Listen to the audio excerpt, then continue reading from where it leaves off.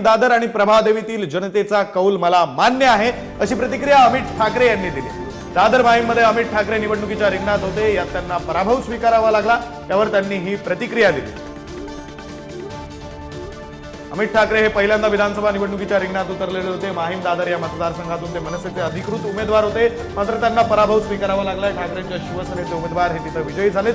सदा सरवणकरचे विद्यमान आमदार होते, त्यांना सुद्धा पराभव स्वीकारावा लागला आणि त्यानंतर अमित ठाकरे यांनी आपला पराभव मान्य असल्याची प्रतिक्रिया ही दिलेली। माहीम दादर आणि प्रभादेवीतील जनतेचा कौल मला मान्य आहे। अमित ठाकरेंनी नेमकी काय प्रतिक्रिया दिली ती आपण पाहतोय। माहीम दादर आणि प्रभादेवीतील जनतेचा कौल मला मान्य आहे, असं अमित ठाकरे यांनी म्हटलं। जनतेचा कौल मी विनम्रपणे अत्यंत आदरानं स्वीकारतो, असं अमित ठाकरे यांनी म्हटलं। प्रभागाच्या विकासाच्या हेतूनं मी या निवडणुकीत उतरलो होतो।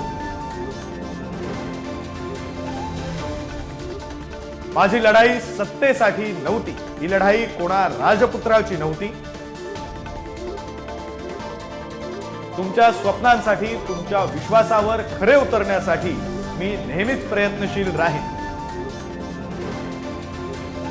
माझी लढाई खूप मोठी आहे आणि ती आपण सर्वजण एकत्रितपणे नक्की जिंकू, आपलाच अमित ठाकरे। अशा प्रकारची प्रतिक्रिया ही अमित ठाकरे यांनी आपल्या पराभवानंतर दिली।